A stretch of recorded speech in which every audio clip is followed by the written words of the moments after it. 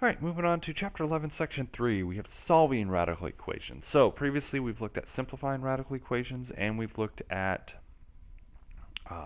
adding and subtracting radical equations. So now what we're going to be doing is we're going to be taking a radical equation with an x in it, and we're going to be solving it. So we're going to be trying to solve for that x variable. Okay, so let's start off something simple. So we just have the square root of x plus 8 is equal to 14. Now what you're going to do is you're going to start off the same thing that you would for any other solving for x equation. Okay, so if you're solving for x, what do you have to do? You have to get x by itself. So you're going to kind of do the opposite of what you would do when you're for this. So you would subtract 8 on both sides. So we would subtract 8 on both sides, and we're left with the square root of x is equal to 6. Okay, so we're left with 6. Now, how do we get rid of a square root? So we have to do the opposite. So what's the opposite of a square root? The opposite of a square root is to square both sides. And when we square both sides, we end up with x is equal to 36. And that ends up being our answer. So it ends up being 36. If we want to check and we plug it back in, we take 36, square root of 36 is 6, 6 plus 8 is 14. So to get the x by itself, when you have it being square rooted, you square both sides. And what you do to one side, you have to do to the other. Okay, so now let's expand it so you have something besides just x in your equation, or underneath your radical. So we have square root of x plus 8 minus 9 is equal to 17. Again, you start off the same process. You add 9 to both sides to start. So you start off by adding 9 to both sides. When you add 9 to both sides, you end up with the square root of x plus 8 is equal to 26. And now you have to get rid of these square root.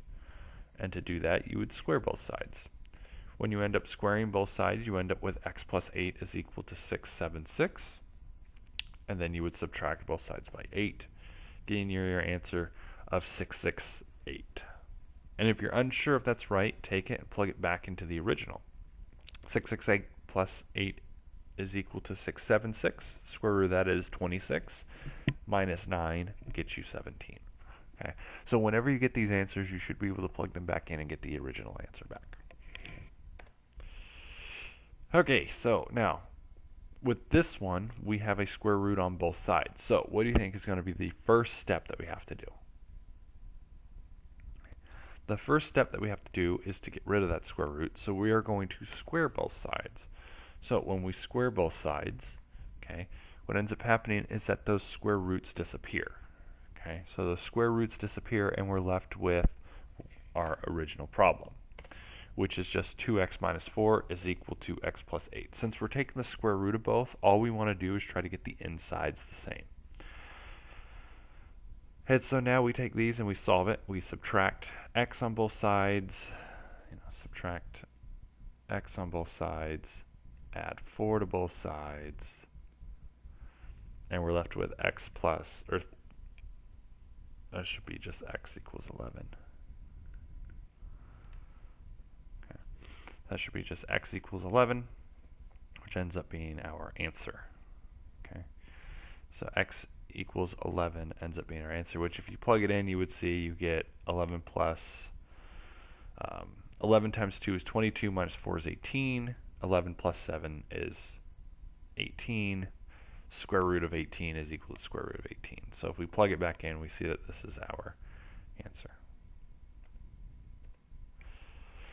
Alright, so last type of example that we have is if you have an x on the inside of the radical and on the outside of it. Okay, so what you would do is you'd still start off the same way, but you'd want to get rid of that square root because you have an x stuck underneath it.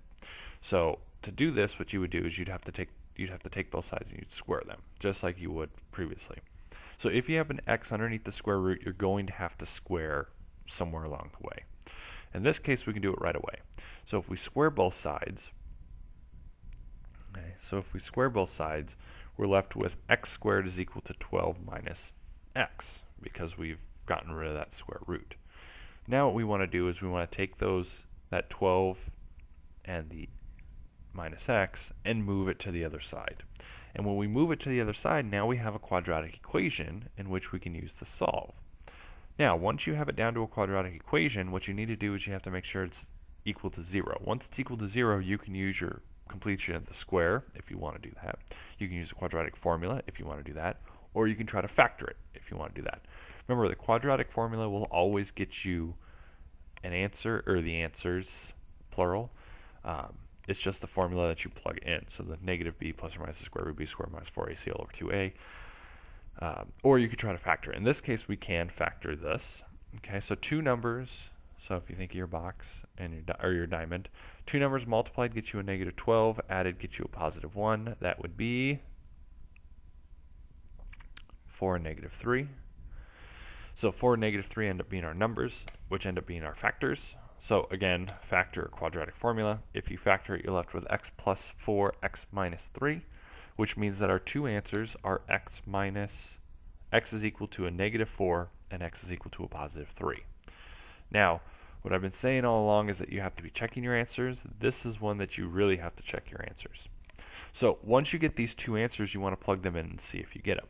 So if we plug in a negative 4 for the x's, we end up with negative 4 is equal to the square root of 12 minus a negative 4, which ends up getting us negative 4 minus 16 equals the square root of 16. And then does negative 4 equal 4? No, it does not. So that means that negative 4 is not one of our answers because we don't have it as the same. One's positive, one's negative. It's not the same. If we plug in a 3, we get 3 is equal to the square root of 12 minus 3. Reduce down gets you 3 is equal to the square root of 9, which is equal to 3. And so that means that x equals 3 would end up being our only answer in this case. So even though we got two answers, we had to go back and check to make sure they worked. Only one worked. And because only one worked, our answer was only 3. Okay. All right, so homework in this section is section 3. Okay, make sure you work on it.